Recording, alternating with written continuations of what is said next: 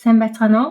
Өнөөдөр бүгдээрээ нэгэн киноны задлан анализ хийгээд түүн дээрээсээ зарим нэг харилцааны, хосын харилцааны динамикийн талаар ярилцъя.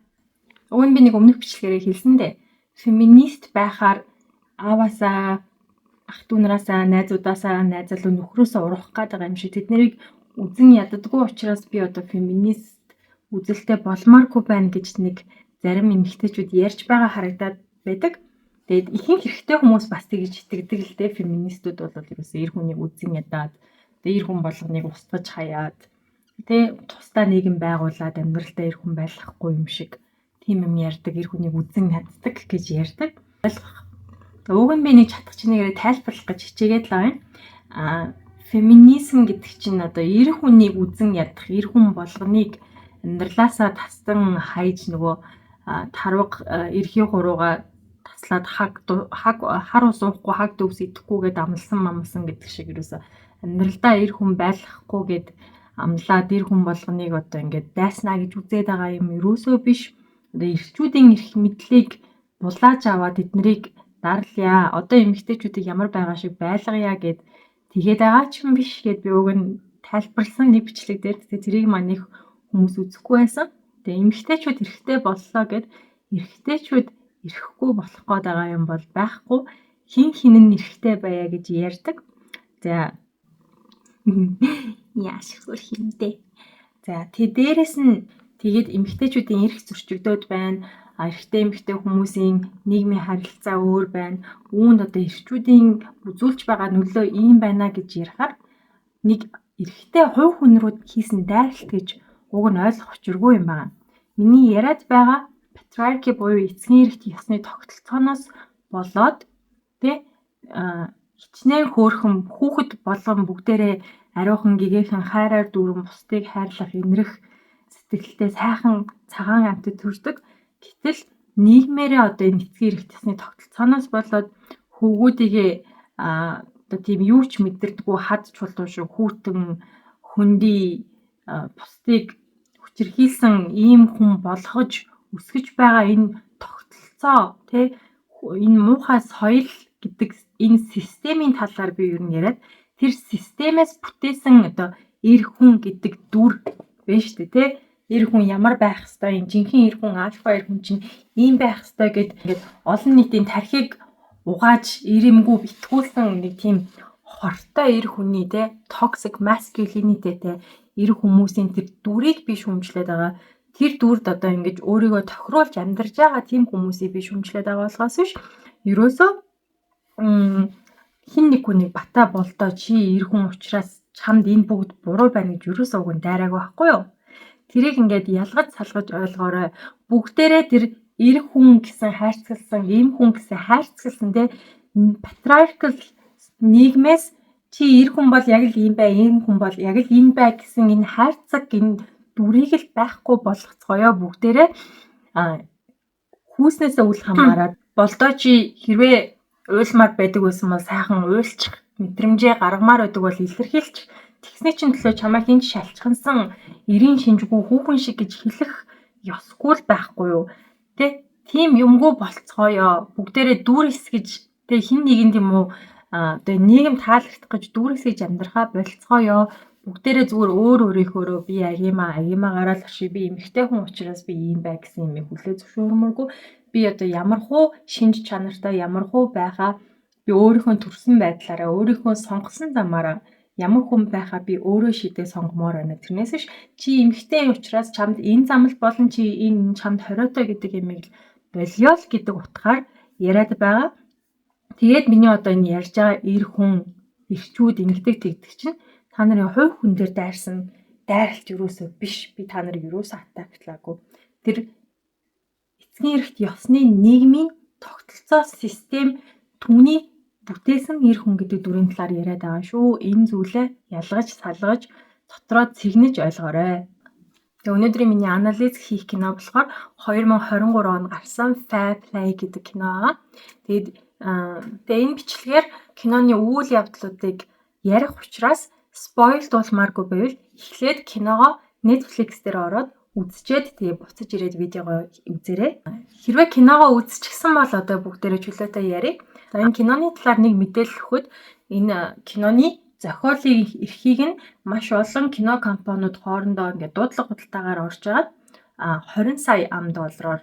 Эрхийг нь Netflix худалдаж авсан. Зөвхөн ингээд зохиолыг кино болгох эрхийг худалдаж авахд $20 сая хүрнэ гэдэг тийм ч түгээмэл зүйл биш. Ялангуяа алдартай бестселлер болсон тийм олон нийт бөөнөрөө дагдаг биш. Харьцангуй нэг олон танигдаагүй ийм зохиол $20 сая хүрнэ гэдэг маш ховор үзэгдэл.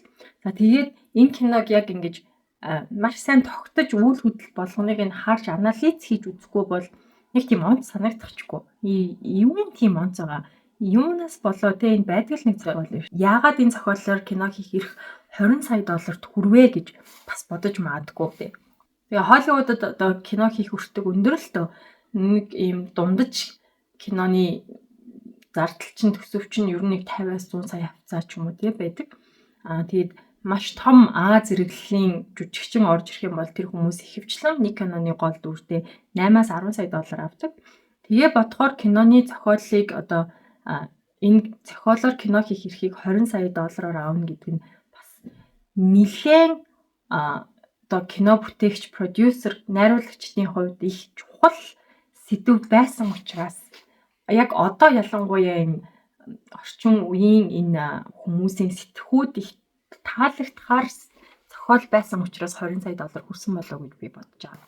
За тэгээд дөнгөж сая хэлсэн киноны үйл хөдлөл болгоныг нь анхаарч одоо хэлсэн үг жижигхан гарсан сцен хүртлүүдийг нь яг анхаарч үзэх ёстой кино энэ болохоор. За тэгээд бүгдээрээ киногоо үзсэн гэж бодоод би сайхан үйл явдлыг нь яриад эхэллээ шүү. За кино эхлэх үед хоёр эрэгтэй эмэгтэй гол дүр маань гарна. Эмэгтэй нь Эмили, эрэгтэй нь Люк гэдэг нэртэй байгаа. За эхлэлийн сцен дээр тэр хоёрыг харахад бие биендээ хайртай энгийнийг залуу хосууд байгаа. За тэгээд тэр хоёрын харилцааг харах юм бол ялангуяа Люк одоо нөгөө орчин үеийн progressive man гэж ярьдаг шүү дээ, тий? Орчин үеийн юм үзэл бодолтой хуучинсаг биш. Одоо нөгөө уламжлалт сэтгэлгээ одоо эрэгтэй хүн ийм байх ёстой гэдэг нь харьцангуй бага юм шиг харагдана. Тэр нь юугаар харагддаг вэ гэвэл кино эхлэхдээ тэр хоёр найз хурман дээр очиж байгаа. Тэгээд тэндээ тэр хоёр нойлын өрөөнд ер нь бол нэг секс хийдэг штеп. Одоо тэгээд тэр үед эрэгтэй нэмэгтэй аман секс хийж өгч байгаа. Ерөнхийдөө уламжлалт тэгээ өөрийнхөө эр хүний эгог айгүй их өндрөөр үнэлдэг ирчүүд бол тэр бүрийн эмэгтэйгийнхаа доошоо явахгүй.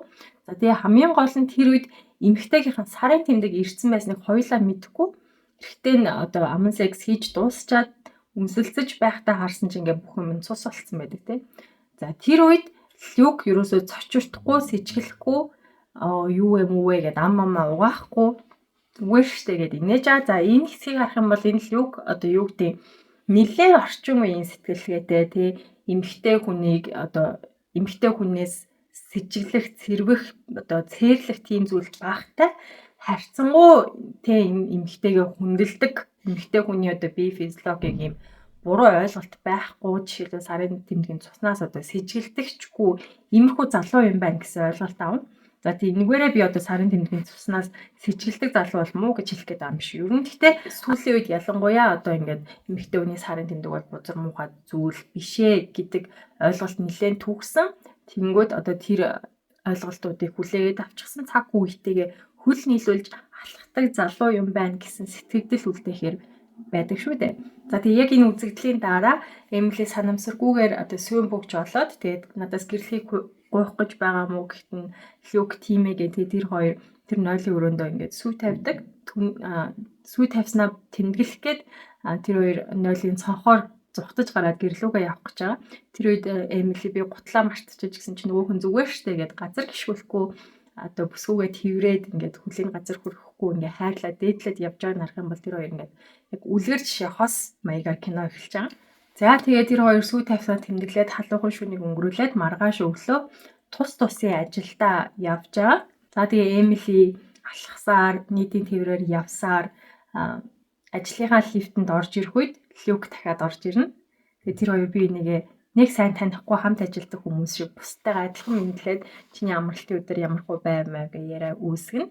За тэгэнгүүт ингээд киноны эхний өрнөл. Тэгээд яасан бэ гэсэн чинь манай хоёр одоо хөрөнгө оруулалтын санд ажил хийдэг аналистууд, хөрөнгө оруулалтын аналистууд.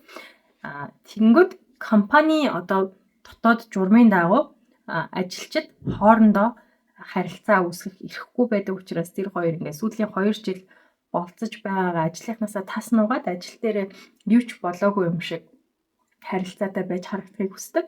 Тэгээ энэ нь болохоор нөгөө нэг ашиг сонирхлын зөрчил үүсэж магадгүй учраас маш их мөнгөтэй харьцаж байгаа хүмүүс одоо хувийн харилцаагаа үүндээ оруулахгүй байх үүрэгтэй байдаг. Тэгээ мань хоёр мэдсээр ээжиж 2 жилийн турш ингээд нууцаар одоо үерхэж жагаад тэгээд сүү тавьчихсан болж таардаг. За тэгээ кино эхлэх үеэр миний ойлгосноор Люк болохоор аналист, Эмили болохоор хөрөнгө оруулалтын менежер байсан. Тэгээд менежертэй аналист ингээ мэдээ боловсруулж өгдөг тийм харилцаатай гэсэн үг. Тэгээд ер нь бол Америкийн Wall Street-ийн хөрөнгө оруулалтын санг мэдж байгаа бол тэнд ингээд одоо асар их мөнгөний тийм ерөнхийдөө одоо хууль ёсны бооцоотой тоглоом байхгүй, мөрөөдөө тоглоом байхгүй. Одоо ямар нэг компаниудын хувьцаан дээр одоо ингээ үн хаялцаад тэр нь унах уу, хувьцаанд буурах уу, өсөх үү гэдгээс хамаарат одоо сан маш их мөнгө олж эсвэл алдаж байдаг. Тэгээ энэ бол асар их мөнгө олох мөн өөртөө одоо олж ирснийхаа хэрээр урамшуулал авах түнээс гадна асар их мөнгө алддаг, байнга стрессдэг, маш урт цагаар ажилдаг, одоо ажилласаа хамааралтай амьдардаг тийм карьер. Тэгээ ер нь бол Wall Street-д ингээд хүмүүс стрессээсээ болж, их мөнгө алдснаасаа болж ингээд сэтгцийн өөрчлөлтөд орох тийм mental breakdown гэдэг шүү дээ. Ингээд гівгэнт ингээд сонин аашлах бол хэвийн үзэгдэл. За тэгээ киноны ихэнх үед компани ажилчид ийм ажлын байранд зүй зохистой харилцааны талаар хүний нөөцийн сургалт орж идэл тэнд одоо PM буюу портфолио менежер гэдэг ерөнхийдөө бүх хөрөнгө оруулалтын менежерүүдийг ингээд бүгдийг нь баздаг. Нэлээд том албан тушаалтай хүн маш хэмжээний мөнгө алдснаасаа болоод ер нь бараг галзуурч эхэлж байгаа. Тэнд юм хүмүүс нураагаа дарлаад хашгираад. За тэгээ тэр хүн ер нь ингээд ажилласаа халаг. За тэгээ тэнд нэг хүн ингээд офис дээр ойрлоод хашгичаад юм хүм эвдэлж сүйтгэж яхад тэр компани ажилчид ерөөсөө гайхсан шинжгүйгээр үргэлжлүүлэн юмаа хийсээр байгаа. Одоо энэ бол ерөнхийдөө энэ стресстэй орчинд бол хэвийн үзэгдэл байгаа байхгүй юу? Тэнд нэг хүн ингээд амьдралаа алдаа солиорж хахад нөгөө хэд нь шууд за одоо энэний дараагийн одоо энэ хүний албан тушаалыг авах дараагийн хүн хэн болоо гэд ярилцаж эхэлж байгаа. Одоо бусад менежерүүд тэгээ аналистууд хоорондоо ярьж байгаа. За тэгсэн чинь Эмилигийн хажууд ажлынхан 2 хүн эднэр Люкийг одоо төвшүүлээд портфолио менежер болгоно, PM болгоно гинэ гэж ярьж байгааг сонсцсон. Тэр үед Эмили айгүй баярлж байгаа. Яагаад гэвэл сүү тавьж байгаа одоо нөхөр нь болох гэж байгаа хүн ингээд тушаал твшээд ерөнхийдөө ингээд бүх менежерүүдийг ингээд баздаг ком менежер ерөнхийдөө нэг захирал ухаантай болж байгаа. Тэрийг сонсоод айгүй баярлдаг. Чин сэтгэлээсээ баярлаад тэгээд Люк дээр бүжчихэд чамайг одоо ингээд твшүүлэх гэж байгаа гинэ. Хүмүүс тэгж ярьж байна гэж сонсоод тий хамгийн түрүүнд тэр баяртай мэдээг дуулахыг хүсэж байна шүү дээ тий. Тэгсэн чинь Люк бас баярлаад гоё мэдээ сонсоод за тэгээ тэр хоёр оройн бас энэ баяртай мэдээгээ тэмдэглээд ууж идээд тэгээд сайхан халуухан секстэй тэр хоёр үнэхээр баяртай байсан. Тэгээд байж ил шөнийн 2 цагт утсан дуурайд Эмилиг захирлан хүрээдэр яг одоо хүрээдэр гэж байгаа. Тэгээ нөгөө хоёр чинь сандраад юу болсон бэ гэдээ бодож байгаа. Тэгээд одоо тэр хоёр хамт байгаагаа мэдэгдэж болохгүй учраас одоо найз залуу нь очиж чадахгүй бүсгүй нь ганцаараа очиж байгаа. Тэгээ мэдээж хин ч гэсэн захирлан шөнийн 2 цагт дуудах юм бол ер нь эмэгтэй ажилтнаа оролдох гэж юм л гэж бодно л доо. Эмили гайхаж байгаа захиралтайгаа очиод уулзсныг бааранд тэгсэн чинь захирал нь ер нь өөрийг нэлээд судалж байснаа хэлээд тэгээ Эмили болохоор ийм энгийн айлс гаралтай ер нь жаахан ийм дунджаас доор төвшний гэр бүлээс гаралтай гэх юм уу та. Тэгээ Wall Street-ийн хувьд бол ерөнхийдөө нэлээд боломжийн айлын хүмүүс ихэвчлэн Wall Street ордог гэдгийг сайн мэдэх хэрэгтэй. Яагаад тэгэхээр энэ бүх юм чинь танил талын сүлжээгээр явж байдаг учраас ерөнхийдөө Wall Street-д байгаа хүмүүс бол ихэвчлэн одоо дундаас дээд одоо төвшний гэр бүлийн сайн боловсрол эзэмшсэн хүмүүс одоо тэр санхүүгийн салбарт Америкт бол ордог байхад. Тэгээд Эмили болохоор яг тийм энгийн амьдралтай юм уу, энгийнээс жоохон доод амьдралтай айлаас цэвэр өөрийнхөө толгоогоор гарч ирсэн тийм хүн гэдгийг захирал нь мэдчихсэн байдаг. Тэгээд 17 настай Эмили санхүүгийн тухай нийтлэл бичээд тэр нь Wall Street Journal гэдэг маш нэр хүндтэй сэтгүүлд хэвлэгдэжсэн байна. Тэгээд Эмили ч бол маш чадвартай, төрөлхийн зүйн совин өндөртэй. Угаасаа хол явах хүн. Чи манад хэр удаан ажиллаж байгаа вэ гэсэн чи 2 жил гээд. За 3 дахь жил рүүгээ орох уугүй гэж харъя. Ихэнх хүн 3 дахь жил рүүгээ орж чаддаггүй. Гэхдээ би бол чамайг маш удаан ажиллаж байгаа. Тэгээд чи 17 наснда Wall Street Journal одоо нийтлээ хэвлүүлсэн хэдэн хүн байдаг юм бэ гэж хэлсэн болохоор тэр захирал нь 17 настайд нь энэ нэг айхтар хүн гарч ирэх гэж юм гэж ажиглаад анзаараад тэрнээс хойш ингээ карьерийн дагаж судалсаар агаад өөрөө ажилд авчихсан. Одоо өөрт нь хэлээгүй боловч Эмилигийн чадварыг ухааныг маш их үнэлдэг хүн болж таарсан. Тэгээд тэр шүн захирал нь одоо Эмилиг оролдох гэж биш. Харин нөгөө нэг портфолио менежер гэдэг люкт өгнө гэж хүмүүсийн ярьж исэн ажлын байрыг шууд чи Эмили одоо ингээд PM болно. Би чамаас өөр хийж чадахгүй байхгүй гэд шууд Эмилиг одоо ингээд твшүүлчих. За тэгээд Эмили гэртээ ирсэн чинь люк унтаж чадахгүй яасан бэ одоо юу болчих вэ гэж мэдээж одоо сүдсгүйгээ хүлээгээ санаа зовж ханаарахгүй. Тэгээд тэгсэн чинь гээд намайг твшүүлчлээ гэд Эмили хэлж байгаа юм л да.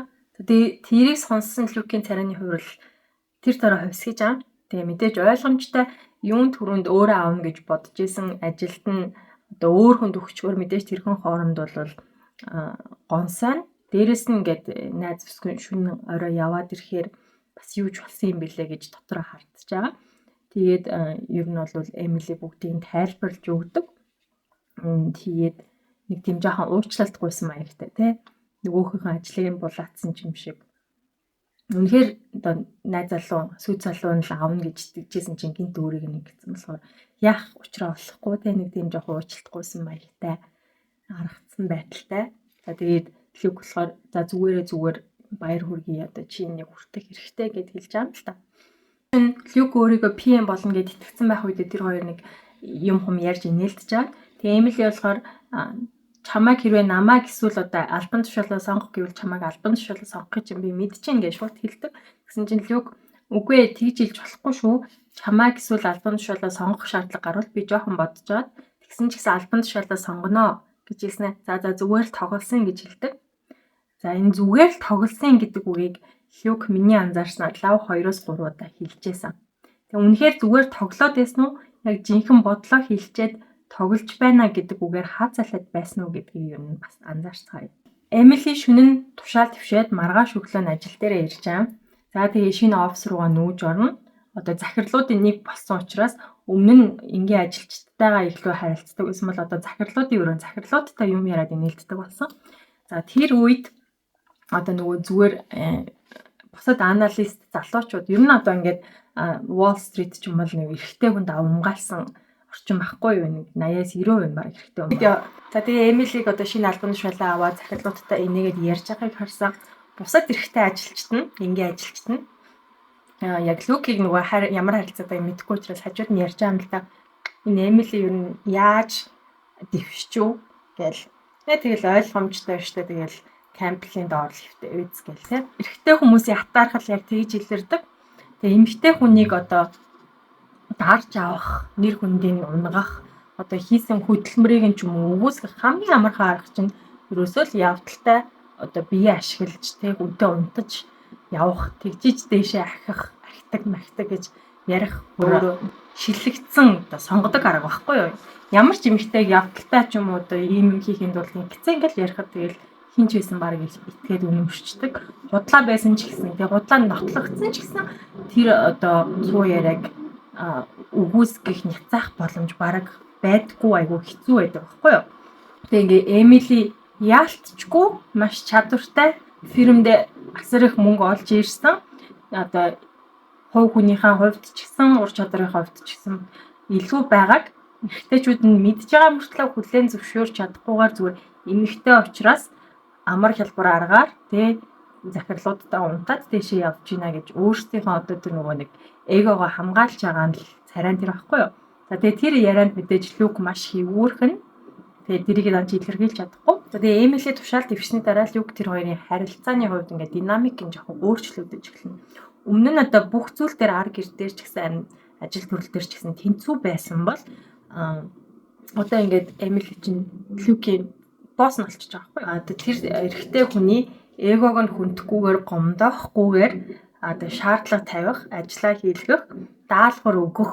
За тэгээд энэ бүх асуудлаа ар гэртээ авчрахгүй байх үүрэг нь 100% Эмилигийн нуруунд дээр унаад ирж байгаа. Мэдээж өөрөө карьераа ахихын тулд тэр хүн чинь ажиллаа зөв хийх хэрэгтэй. Ажиллаа зөв хийхин тулд доороо байгаа хүмүүстэй зөв шаардлага тавих хэрэгтэй. Тэгтэл зөв шаардлага тавьсны төлөө тэр нөгөө Люкийн эр хүн юмны тэргүүн гэдэг тэр нэг эгог нь бас ингэж хамгаалж тэгээд тэр нэг юм чинь ер нь бол эрэхтэй эго чи хэврэг. Тэгээд тэр эгог нь ингэж бас ингэж унгахгүй хүн шиг тэг хагалчихгүй хүн шиг байхыг тэгээд түүний төлөө ажиллах үүрэг нь яг Эмилигийн уруунд дээр унаад ирж байгаа. Тэгээ Эмили ажиллаа аваад тун удаагүй байхад Люк одоо нэг том одоо худалдан авалт хий, нэг хөрөнгө оруулалт хий. Би судалгаагаа маш сайн хийсэн. Би бүх одоо ерэн сурвалжлах юм хийчихсэн. Бүх юм жинтан энэ хувьцааг авчих юм бол хэдүүлээ маш их ашиг олноо. Энийг тэгээ би өөрийгөө баталж харуулмаар байна. Энийг би батлаад харуулчих юм бол одоо дарга намайг анзаарна. Тийм учраас чи одоо энийг надад зөвшөөр гэд тулгаад ороод ирж байгаа. Хэрвээ тэр хоёр ингээ хоорондоо харилцаагүй байсан бол Эмили ингээ Люкийг гомдоохоос айхгүй байсан бол Эмили тэрийг хизээч хүлээн зөвшөөрөхөөргүй зүйл байсан боловч одоо ингээ хайртай хүн нь найз залуу нь сүйд залуу нь дээрээс нь тэрнийхээ өмнө юм өөртөө гимшилтэй мэдрэмжтэй ажлын булаацсан юм шиг мэдрэмжтэй нөхөн би өөрийгөө баталж харуулмаар байна би ингээд ялмаар байна чи ял надад туслаадах энийг ингээд энэ одоо хөрөнгө оруулалтыг зөвшөөрөөхөө захирлуудад хилээдгээ гэдэг. Тэгээд Эмили хурал дээр за энийг ингээд манай Люк энэ хөрөнгө оруулалтыг хий гэж хэлж байна. Бүх ингээд юм шалгасан жинтан миний одоо ингээд зүн савинч гэсэн айгу сайн байна гэд хэлсэн чинь нөгөөд нь чи итгэлтэй байна уу? Энд чи одоо ингээд нэг газар ингээд шүүхтэх гэж байгаа шүү дээ. Чи тэрийг мдээгүй юм уу гэд. Тэгээд Люк бүхмаа шалгацсан гэсэн чинь дутуу шалгацсан байсан. Тэгээ Эмили тэрийг нь шууд ингээд Люкт итгээд өөрөө судлахгүйгээр ийм тэмгээ ярьсан чинь ингээд өөрийгөө тэнийг харагдуулчихж байгаа байхгүй юу? Тэнд шүүх хурал тэр компанитай холбоотой шүүх хурал болох гэж байгаа гэж мдээгүй. Тэгээд ингээд Люкийн чадваргүй байдлаас болоод Эмили тэнийг байдалд орж эхэлж байгаа. Тэгээд нөгөө захирлуудад үнэлэгдэх үнэлэмж нь бас нэг жоохон буурж байгаа. Тэгсэн мөртлөө Люк гуйсаар, ятгсаар, унжгансаар байгаад Эмилигээр зөвшөөрүүлээд одоо тэр худалдан авалт хөрөнгө оруулалт хийчихсэн. Тэгсэн чинь тэр оройдоо одоо фирм 25 сая долларын алдагдал хүлээсэн. 25 сая. Эмилигийн одоо сүйд залуугийнхаа өмнө өөртөө мэдрэмжээс болоод Люкийн эгог хамгаалах гэснээс болоод компанид 25 сая долларын одоо гарлага гаргачихсан. Ажил дээр яваал орсон чинь захирал муу тэнэг гिचи минчи гээл орилол эхэлж байгаа байхгүй юу. Тэгээ энэ асуудлаас болж одоо Эмили Люк хоёрын харилцааг мэдээж ан цавгаар нь л та. За тэгээ тэр хоёр компани асар их өрөнд оруулчихсан хоёр хүн чинь одоо мэдээж энэ алдаагаа засъя гэж хоорондоо ярилцаж эхэлж байгаа. Тэгээ шархаа нөхөх буюу дараагийн алдсан мөнгнөөсөө илүү их мөнгө оруулах олж ирэх хөрөнгө оруулалтаа хайж эхэлсэн. Хөрөнгө оруулалт дээр ажиллаж байгаа хүмүүсийн хувьд нэг insider trading буюу ийм хууль бус одоо нөгөө арилжаа хийх гэж байгаа компани дотроос нь мэдээлэл авахыг хориглодог энэ хууль бус байхгүй юу.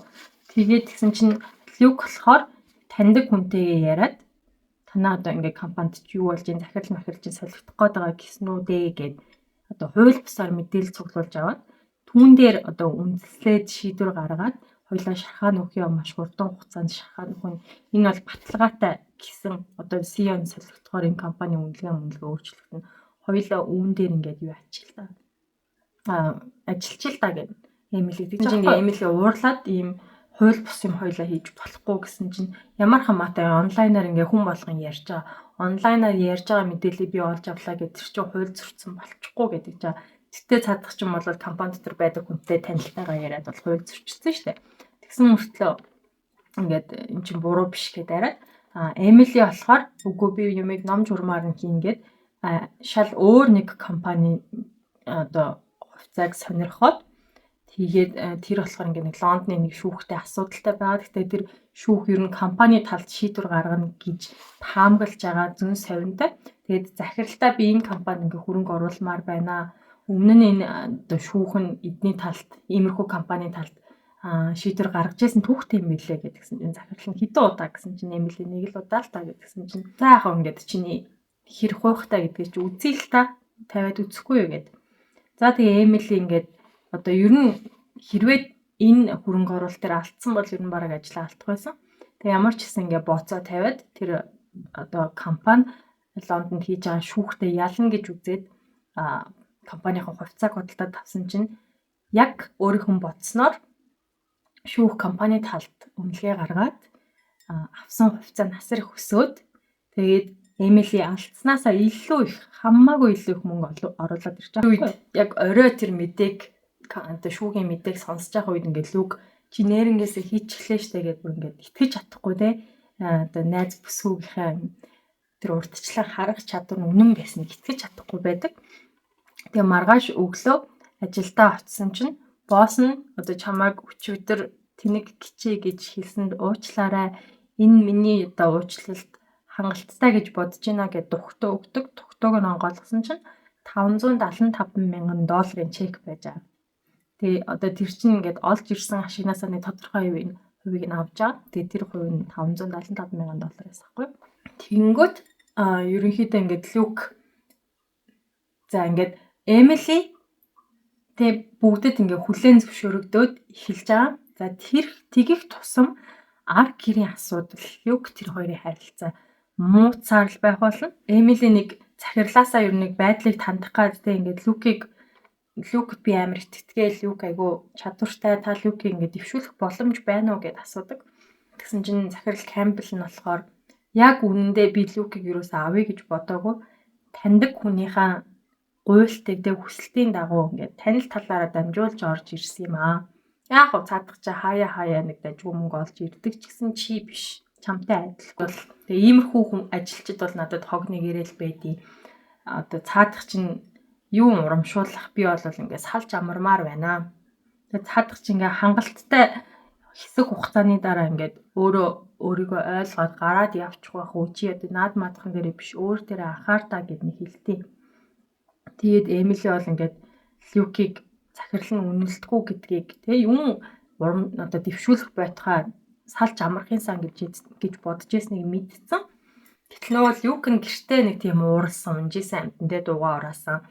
Нэг Эмили татаархсан, Эмилид нэг амар том юм алдсан юм шиг, боломжийг нь Эмили хулгайлцсан юм шиг тийм харилцаатай. За тэгээд ер нь Эмили тушаал твшнээс хойш тэр хоёрын секс амьдрал байхгүй болсон. Люк юусээ ойртохчгүй, хүсэхчгүй одоо Эмилигээс цухтаад л яваад байгаа. Тэгээ бүр Эмили нэлээд шахажиж нэг секс хийх гэсэн чинь Люк одоо нөгөө хийх боломжгүй байсан. Бие физиологийн хувьдаа сэтгэл зүйн нөлөөлөд бие физиологи нь ажиллахгүй байсан. Тэгээ тэр хоёр нэг орой бүр нэлээд айхтар хэрэлдээд за тэгсэн чинь Люк яг л бодож ирсэн юмнуудаа бүгдийг хэлчихэ шүү.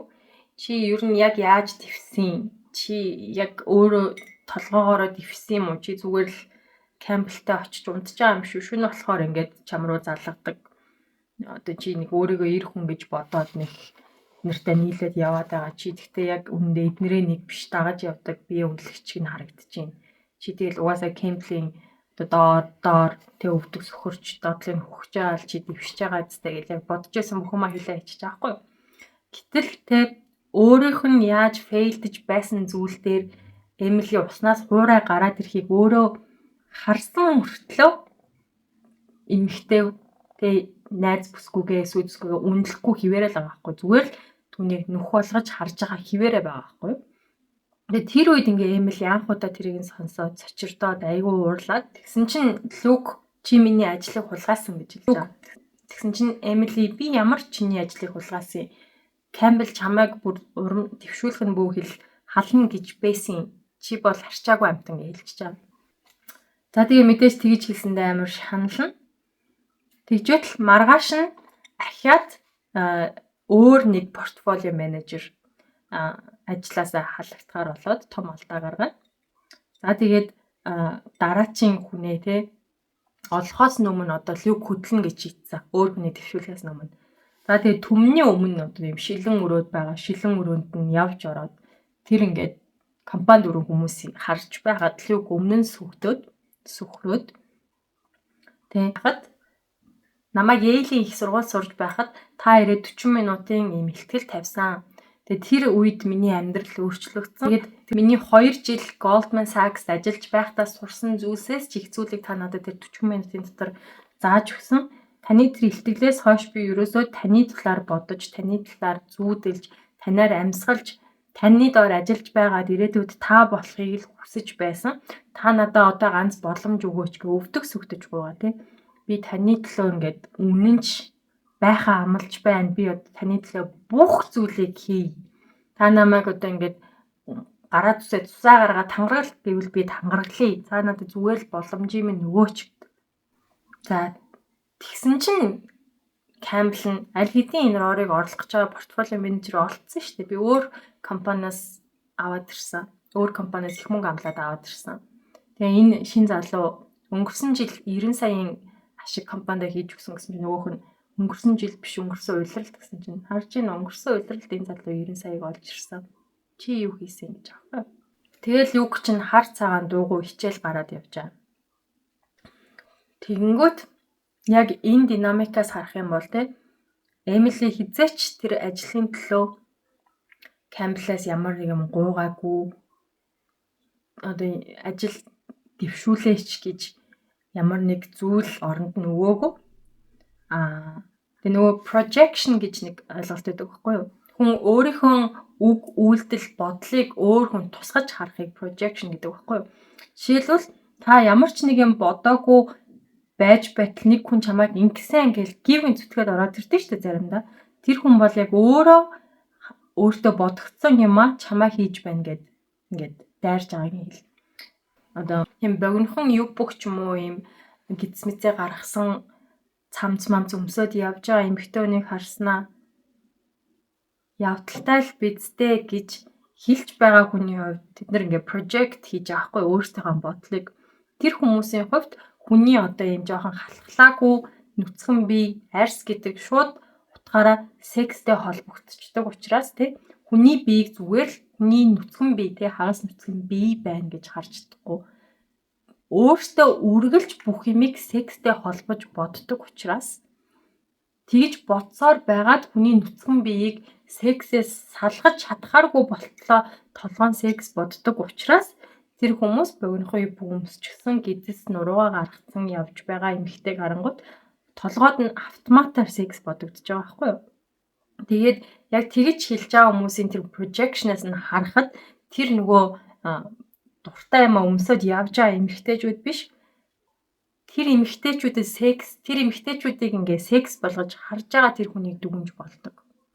Тэгээ projection гэдэг нь тийм юм байдаг байхгүй юу. Тэнгүүд Люк яг өөрийнхөө хийх байсан бүх зүйлийг Эмилид project хийгээд Эмилид тусгаад уурлаад байсан. Яг тэр одоо үзэгдэлээр харагдаж байгаа байхгүй юу. Чи Campbell-ээс албан тушаал горилсондоо чи өмнө нь өвдөг сөхөөд одоо боовын хөхөөд яагаад ийгээд гिचээсэн хүн чинь тэгж байна гэжсэн хүн өөрөө тэгэхэд бэлэн байхгүй юу. Олны өмнө тэг шившиг болоод өвдөг дээрээ сүгдөөд ажил гуйж байгаа. Би таны төлөө юу ч хийхэд энэ ажлыг авахын тулд би юу ч хийхэд бэлэн байна, гуйж байна гэдэг өрөвдөлтөөр гуйж байгаа тэр хүн хэрвээ захирал нь одоо чи миний боовыг хөөх гэсэн бол хөөхөөр байгаа байхгүй юу. Өөрөө тийм юм хийхэд бэлэн байгаа учраас л тэр одоо найз бүсгүйгээ сүд бүсгүйгээ яг тэгж бодоод уурлаад байсан. Тэнгүүд одоо тэр үед бас ярьж байгаа юмнаас нэлээд ингээ бэкграунд нь харагдчихж байгаа. Yale сурсан гэхээр Yale, Harvard, Princeton, Stanford гэдэг Ivy League-ийн том сургуулиудад одоо цэвэр хөдөлмөрөөр орсон ухаанаар орсон хүүхдүүд 50%, үлдсэн 50% нь боломжтой баян айлын хүмүүс тэр нэг юм юу гэдэг удам нь тэ аав нь юу имэн явцсан байвал тэр чинь бас ингээд ороход илүү амар болдог. Тэндээд олон танилтай байдаг учраас төгсөгчдийн ингээд төгсөгчт нь байнга ингээд сургуультай хандаа хөгжөөдөг хүүхдүүдэд дараа нь оруулахаа бодоод тэгээд ингээд гэр бүлийн ингээд холбоо сүлбээрээ яваад орчдөг. Тэнгүүд тэр ингээ Yale гэдэг том сургуульд сурж байсан болж байгаа юм. Тэгээс Goldman Sachs гэдэг бас хамгийн том хөрөнгө оруулалтын сангуудын нэгт ажиллаж үзсэн байгаа юм. Тэгээд тэнд бас ер нь нэлээд тийм сайн гарал угсаатай гэх юм уу да тий сайн гэр бүлээс олон танилтай тийм хүн байж иж ер нь орох магадлал их. Тэнгүүтээ ингээд энэ ажилдаа ч гэсэн таньдаг хүнээрээ яриад ороод ирсэн байгаа байхгүй юу. Тэнгүүд ер нь нэг тийм яг өөрөө хөдөлмөрлөд байгаа боловч яг төрлөх хөвгөлн жаахан сул нэг тийм хүн болж таарсан л да манай нөгөө хин маань Люк маань. Тэгээд өөрөө бүх юмыг ингээд нөгөө хялбарчлаа дандаа танил талаараа ингээд энэ чинь. Тэг ингээд өөрөө бүх юмыг хялбарчлаа танил талаараа шийдээ сурчсан. Тэгээ яг тэр нөгөө асуудал гарахад нөгөө таньдаг хүн рүүгээ уцтаад надад ингээд дотоод юм хууль бус мэдээлэл өгөөч гэж байгаагаас л тэр хүн ингээд зүгээр л тийм өөр нийгмийн статусаараа гарал ухсаагаараа гайгүй айлд төрснөөрөө ингээд дажгүй яваад байсан гэдэг нь те тэрнээс биш яг хувь хүний чадвар нь жоохон сул гэдэг нь яг тэр сценээр харагдчихж байгаа байхгүй юу. Тэгээ тэрийг ингээд захирлууд нь ч мэддэг, бусд нь ч мэддэг. Тэгээ өөрөө ийм жаахан ухаанаараа чадвараараа ингээд муу учраас дандаа хин нэгэнд найдаж ингэж амьдралд ингэж дээшилж явдаг учраас Эмилигийн тэр чадварыг Люк олж харж чадахгүй байсан байхгүй. Өөрийгөө прожект дахиад хийгээд өөрөө чадваргүй учраас Эмилиг ч гэсэн чадваргүй гэж хараад тэгээд энэ Эмилигийн дээшээ ахиж байгаа цорын ганц зүйл нь энэнд одоо сайн ар гэр байхгүй, танил тал байхгүй учраас биеэ л ашигласан байна гэсэн дүгнэлтэнд хүрчээд уурлаад яваад байсан яг тэр сценээс харагдаж байгаа байхгүй. Тэгээ ядаж байхад яар гэдэг штэ тий. Ийм бөөн асуудал проблем байхад нөгөө хоёр талын аав ээжүүд нь сүй тавьсныг нь мэдчихээд бөөн баяр болоод тэгээд нөгөө хоёр асуудлаа шийдэж ядаж байгаа хооронд нь бүр нөгөө сүй тавьсан үжлэг зохион байгуулад нөгөө хоёр чинь юм бүр сүй тавьсан үжлэг мантай болж исэн. Тэгээд тэр асуудлын дараа нөгөө хоёр чинь гэртээ очиод бас л баахан муудаж байгаа. Тэгээд Люк нь уурлаад уцаа хаагаад гараад явчихаа. Эмили араас нь залгаал чи ингэж болохгүй тэхгүй гэж хэлсэн. Сүүл рүүгээ уучлалт угаал. За тийм ээ бүхэн миний буруу байсан ингээл те. Хэдийгээр Эмили ямар ч буруу юм хийгээгүй боловч тэр ингээд Люкт хайртайгаасаа бодлоод ингээд уучлалт гуйгаад өөртөө буруу хүлээж байгааг харах юм бол тэр үзэгдлийг харах юм бол ер нь нэлээд танил санагдана те. Зүгээр одоо сайн байсныхаа төлөө ч юм уу эрэгтэй хүнээс илүү зарим нэг талаар илүү гарсныхаа төлөө ингээ уучлалт гуйх хэрэгтэй юм шиг буруутай юм шиг гимшлийн мэдрэмжтэй байдаг нь яг тэр үзэгдлээс харагдчихаа. За тэгээд Люк гэртээ ирээгүй уцаа салгачихсан. Маргааш нь ажил дээрээ ирээгүй. За тэгээд дахиад нэг хоногийн дараа ч лүү дээ. Эмили ингээд захирлуудтай нэлээд том одоо үйлчлүүлэгчтэй яриад тэр хүнд хөрөнгө оруулах юм боломжтой хувилбаруудын талаар ингээд санал болгоод ингээд хуралдажсэн чинь Люк шал согтуу ороод ирж байгаа. За тэгээд тэнд чинь баахан ингээд солиороод одоо үйлчлүүлэгчийн хажууд хүмүүсийг эвгүй байдалд оруулаад тэгээд нөгөө том дарга руугаа орлоод чи юм уу юу юм чи хийн чи чамтай чамгүй би болчихно би өөрөө сайхан компани байгуулж чад би чиний компани юу ч болгоно гэж солиорж байгаа. Тэгжсэн аа чи өөрийгөө мундаг гэж бодож байна уу? Чи ядаж өөрхөн компани дотор юу болж байгааг ч мэддэггүй үсттэй. Чиний энэ хайрлаад идэг, хүндлээд идэг Эмили чинь 2 жил ингээд намайг аналиста доор ажилладаг хүнээ бавдаг байсныг чи мэдэж гин үү гэж гараа авчиж байхгүй юу?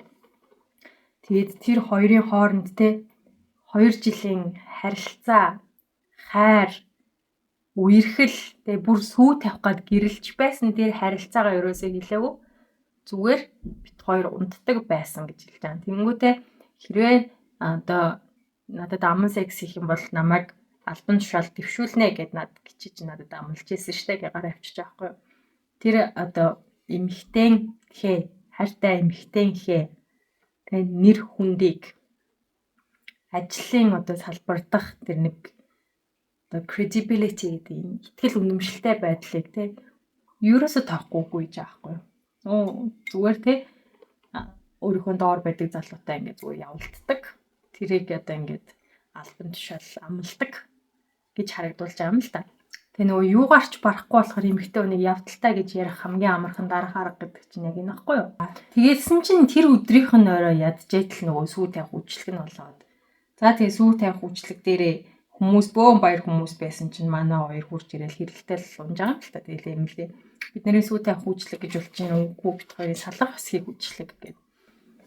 Тэгээ ингээд сүү тавих үйлчлэг дээр бүр ингээд лүг солиороод эн чинь ийм тийм захирлуудтайгаа унтчихээж нэг юм албан тушаал авсан гэдгсэн чинь Эмилийн уурлаа толгойд ирнэ. Эмилийн уурлаа толгойд ирнэ пивний шил хаалчиж байгаа. За ийм хүчирхийллийн яг мэдээж Эмилигийн одоо тэр уурлаж бухимдаж байгааг ойлгож байгаа ч гэсэн яг тийм яг бие махбодын хүчирхийллийг бол би дэмжмээргүй байдаг л да. За тэгээд Эмили уурлаад 0 руу орсон чинь Люк араас нь хурж ирээд хаалга дотроос зүвчж байгаа. Нөгөө хоёр чинь нилээн хэрэлдэж гарав да. Тэгсэн чинь юм ярьж байгаа Люк уурлаад Эмилийг хан руу түлхээд тэгсэн чинь Эмили за тэгмээр байна уу те? Чи намайг ажил дээрээ барахгүй болохоор ядаж ийм маягаар одоо намайг дарж авмаар байна уу? Дийлмээр байна уу? Зайлуу тэг намайг зодооч гэдэг жаа. Тэгээд тэгсэн чинь тэр хоёр зодтолдох биш үнсэлцээд ер нь секс хийж эхэлж байгаа юм л та. Тэгээ Эмилигийн хувьд бол одоо тэр хоёрын секс чинь те бие биендээ хайртай гэдгээ илэрхийлэх холбогдох те ийм бие нэгэ инхрийлэх харилцаа байсан. Ингээд энэ кино эхлснээсээ хойш ийм сексийн үзэгдлүүдийг нэлээд их харуулж исэн.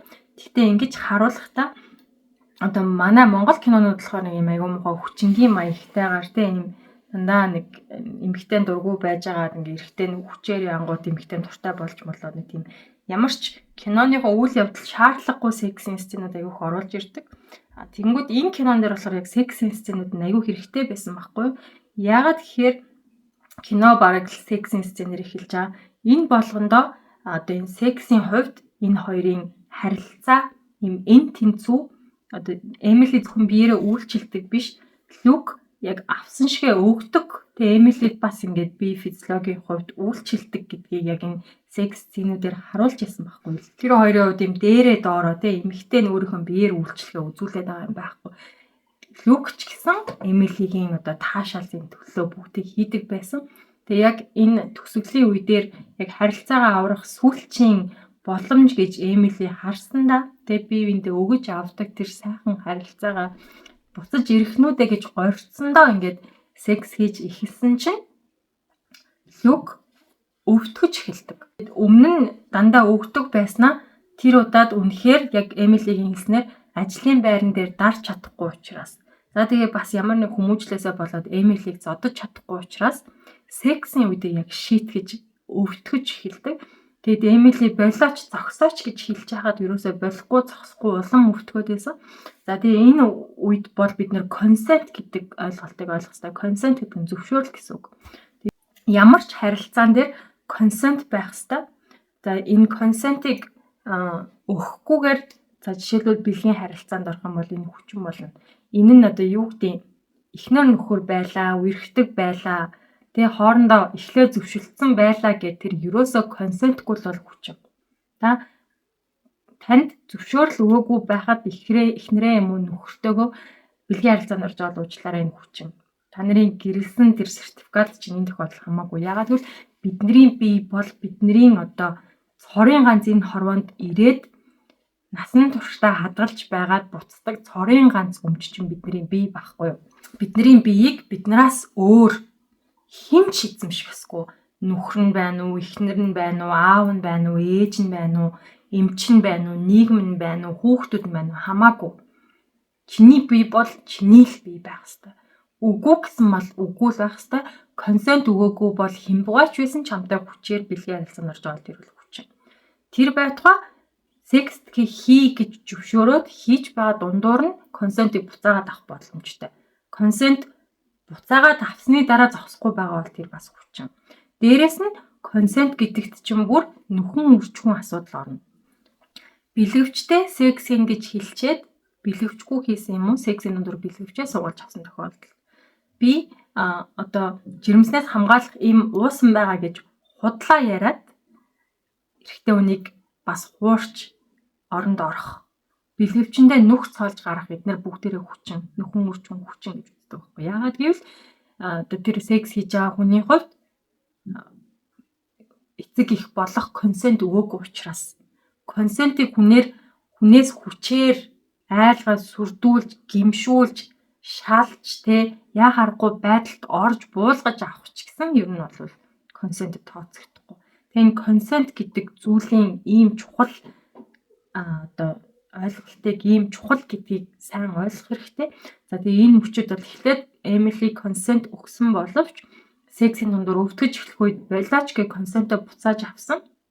Лүг зогсоогүй улам өвтгөж одоо толгойг нь ингээ ахин дахин угаалт уран цохиж хүчтэйгээр зэрлэгээр секс хийж өвтгөж байгаадаа таашаал авсан.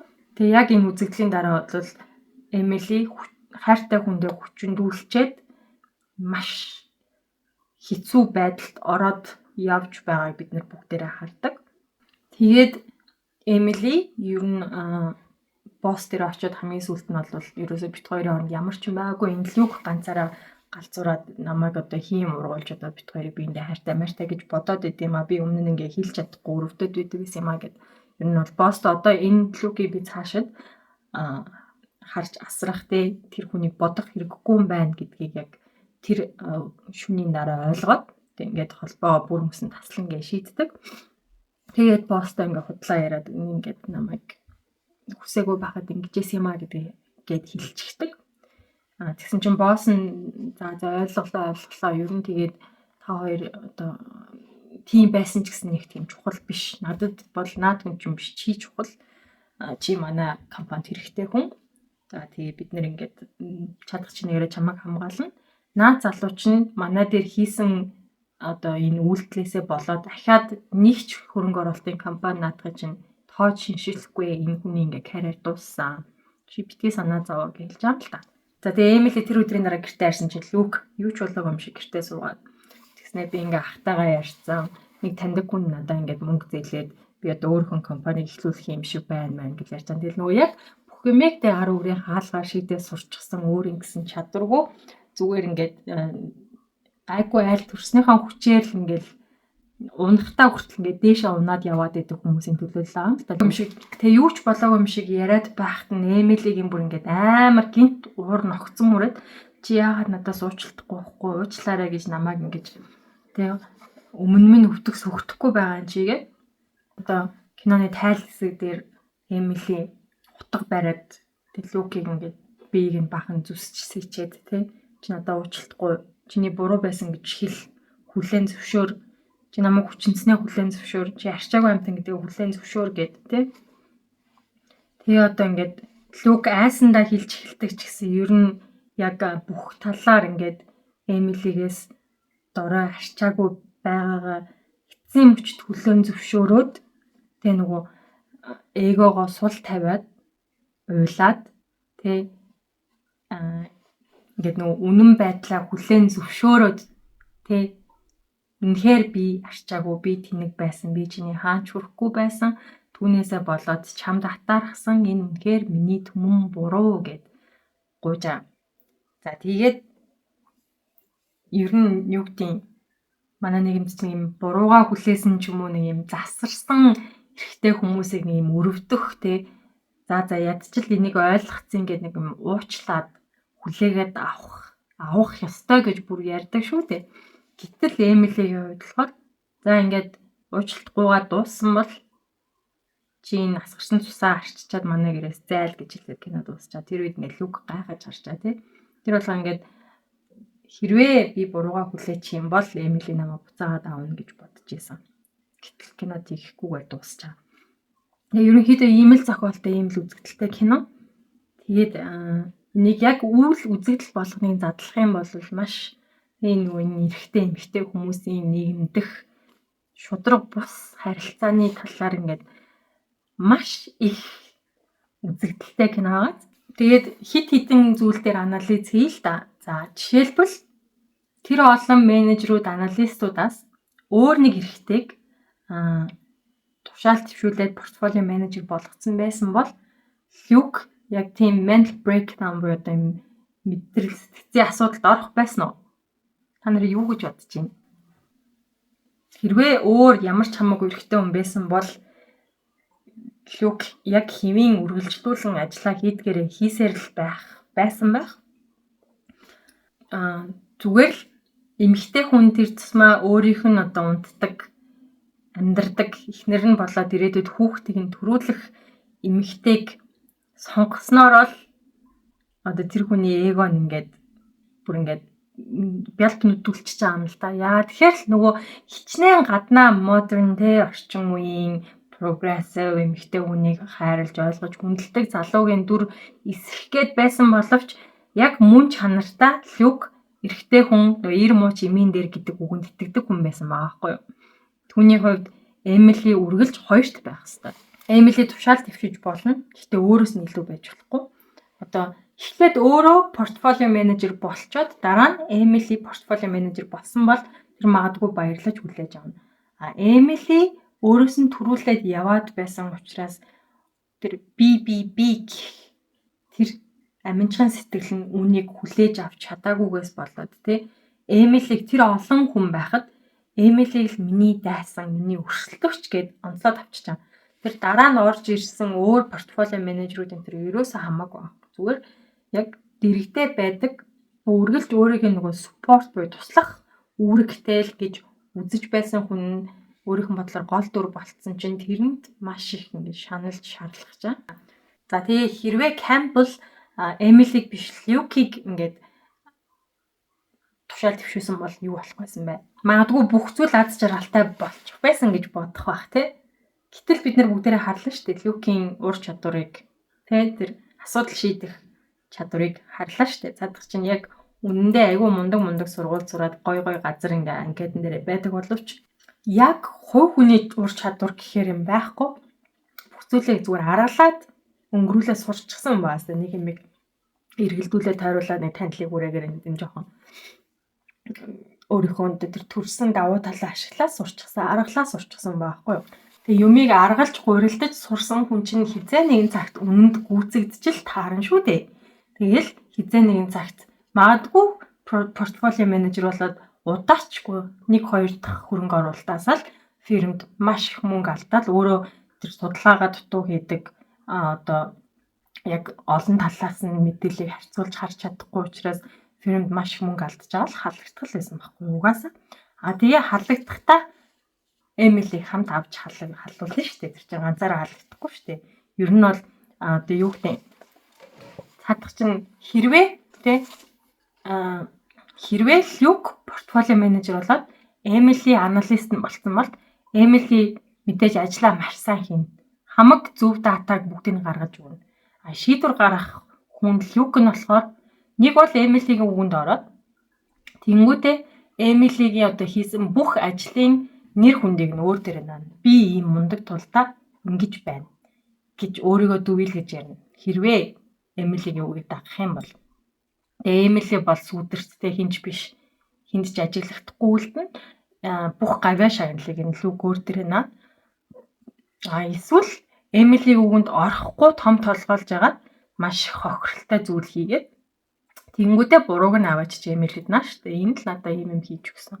Иймэрхүү хүмүүс хизээч өөрийнхөө үг үйлдэлийн хариуцлагыг хүлээд өгөө дандаа бусдад буруугаа нялцаадаг учраас тэр хүмүүстэй хажуудаа байгаа хүний хамгийн түрүүнд буруутгадаг. Люк портфолио менежер болсон бол тэр хоёрын ирээдүй хоёулаа жоохон хэцүү байдалд орох байсан байхгүй юу? Эсвэргээрээ Люк хэрвээ яг өөрийнхөө дүр эсэгдэх шигэ жинхнээсээ эмэгтэй хүнийг өөрийнхөө яг энэ тэнцүү нөгөө хагас маань гэж үздэг байсан бол яах вэ?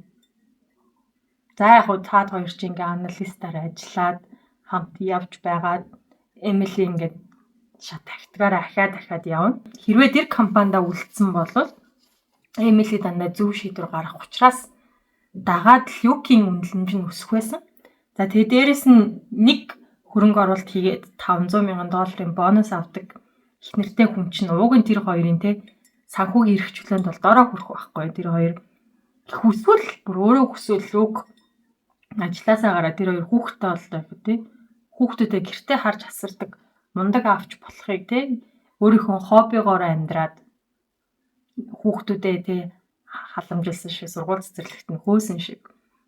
Яагаад гэвэл яг тэгж амьдруулж чадхаар ухаантай тий ховор юм гоц ухаантай их нэртэй уг нь бол амар азтай залуу байхгүй. Тэр хүн насаараа ажиллахгүй ч гэсэн сайхан амьдрахаар амьдруулж чадхаар хүнтэй ингээд уг нь ингээд олоод авцсан нөгөөх нь өөрт нь амар хайртай байгаад байдаг.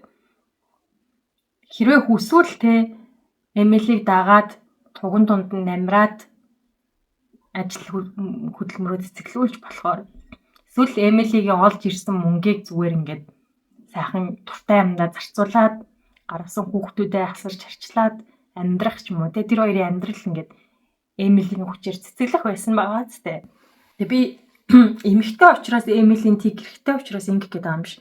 Яг энэ хоёр дүрийн оюун ухааны потенциал тэгээ ажлын этик ур чадварын хувьд Эмили яхаарахгүй илүү тэрийг нь хүн болгон мэддэг, хардаг. Тэгээ үнэхээр Люк бол ягаад ч тэр төвшөнд нь хүрэхгүй байгаа учраас Люкийн хувьд Эмилийг уг нь олж авсан ингээ тэнгэрийн умдаг хатгасантай адилхан байсан байхгүй юу? Өөрийг нь одоо санхүүгийн эрхчлөөнд хүргэж чадхаар тийм чадвартай үзэсгэлэнтэй их нэртэй болох байсан боломжоо зүгээр нөгөө эгоноосоо би эр хүн учраас энээс ямар ч хэлсэн дээр нь байх ёстой гэсэн эгоноосоо болоод энэ бүхнийгээ бүтлгүүдүүлж хаяад өөрийнхөө карьерийг алж хаяад сүүлд нь юучгүй хоцорч байгаа л залуугийн түүх юм л та. Тэгээд энэ бүхэн биднэрт амар танил байгаа зү. Одоо тэгээ хэлдэг шүү дээ эмэгтэй хүн сайхан байх ёстой, сайн байх ёстой, ухаантай байх ёстой. Гэтэ эрэгтэйгээс ухаантай байж болохгүй. Эмэгтэй хүн юу лээ? Ухаан зартал нь битгий зав. Эмэгтэй хүн тэгээл нэг ингээл эр нөхрийнхөө урдуур орж юм яриад байх хэрэггүй. Эр нөхрөөсөө илүү гялалзаад хэрэггүй. Яг дэрэгдэн ингээл нөхөрхөн ингээд гоё үзэсгэлэнтэй ингээд жаахан тэнэг дүүхэн байж л байвал зүгээр ухаанлам ярьдэн шүү дээ. Ингээ нэг бид нар чинь яг эр хүний чимэг шүү дээ. Чимэг зүйлт ингээд нэг мориндоо зүүдэг нэг имэйл ганц хит хутга шиг нь л ингээд бид нар чинь хажууд нь зүгээр ингээд юм гоёхон юм ингэрийн зүйлч юм ингээд агаад явж явах хэрэгтэй гэж ер нь манай нийгэмд маш их сургадаг. Гэтэл ингээ олон мянган жилийн түүхийн турштай хичнээн мундаг эмэгтэйчүүд зүгээр эмэгтэй хүүсэнд төрснөөсөө болоод автоматар өөрийгөө дарах тий өөрийгөө дутуу үнэлэх өөрийгөө ингээ байгаагаас нь жижигхэн болж харагдуулах өрөнд ялан дунж байсан бол тоо тий түүхийн бүх цаг үед мундаг эмэгтэйчүүд нөхөртөө бүх ололт амжилтаа алдаж байсан байдаг. Сайн зохиолчид, уран зураачид, зарим нэг шинжлэх ухааны нээлт хүртэл эхнэрийнхээ хийсэн бүтээлийг нь тэгээ өөрөө хийсэн юм шиг яриад л шагнал авчихсан түүхүүд ч бас байж л байдаг. Тэгээ одоо 2024 онд ч гэсэн энэ зүйл үргэлжилсэн хэвээр л байгаа.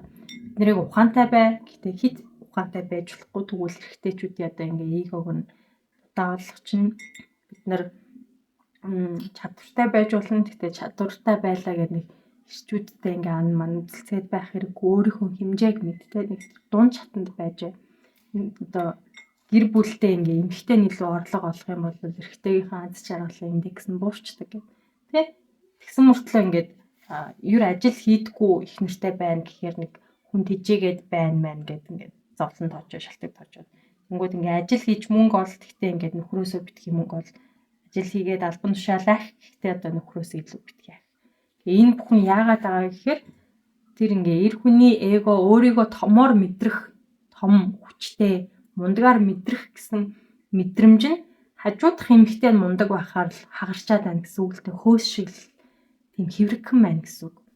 Тэнгүүд одоо бидний нийгмээс юу гэж хард байна гэхээр тэр эрэгтэй хүний эмзэгхэн савнгийн хөөс шиг эгог нь хамгаалахын тулд чи битгий том бол чи битгий өс битгий хөвч битгий цэцгэл чи ингээ нэг тэр хүндээ жоохон томорж байгаа болчих.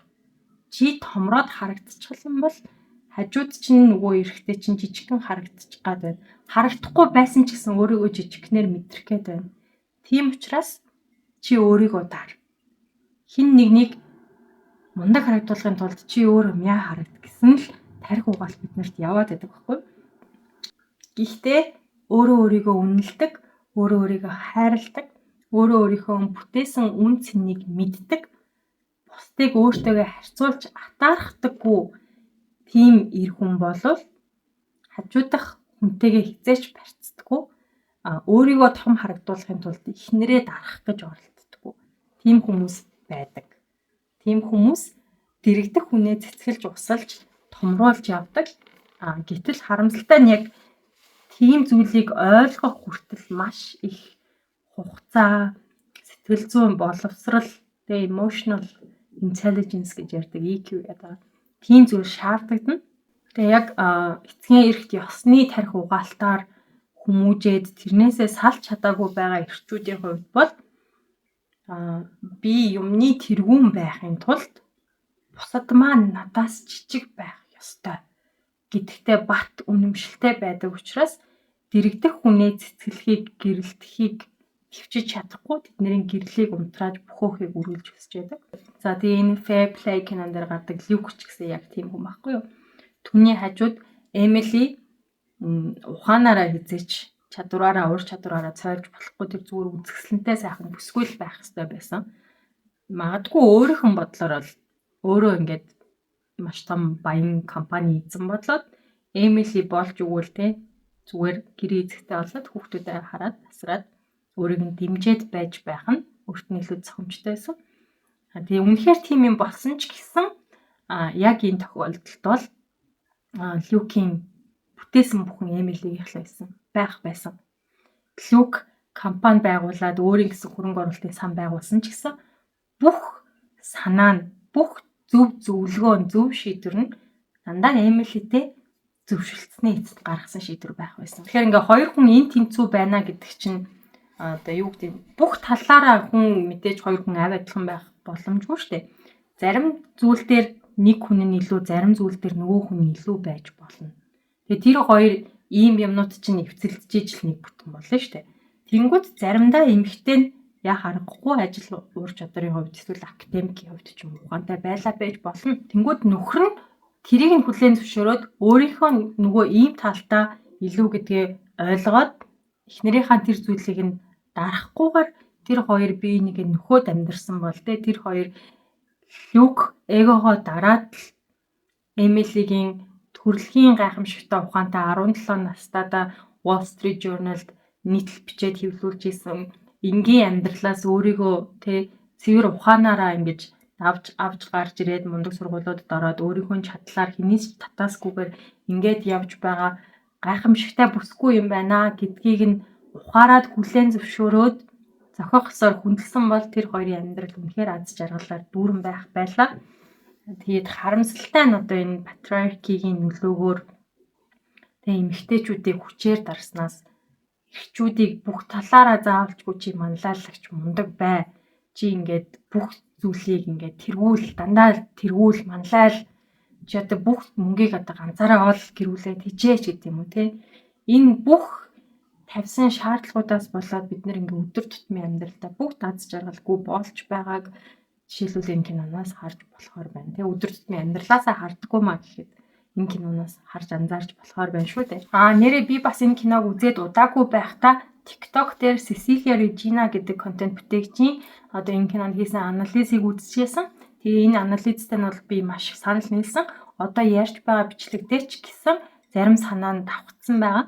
Гэхдээ юу гэдэг хүний ярьсан санаа үзэл бодол надад таалагдаад би тэрийг өөрийн болгож тусгаж авч болно. Гэхдээ одоо их сурвалжаа заавалгүй дурдах нь зүв байх.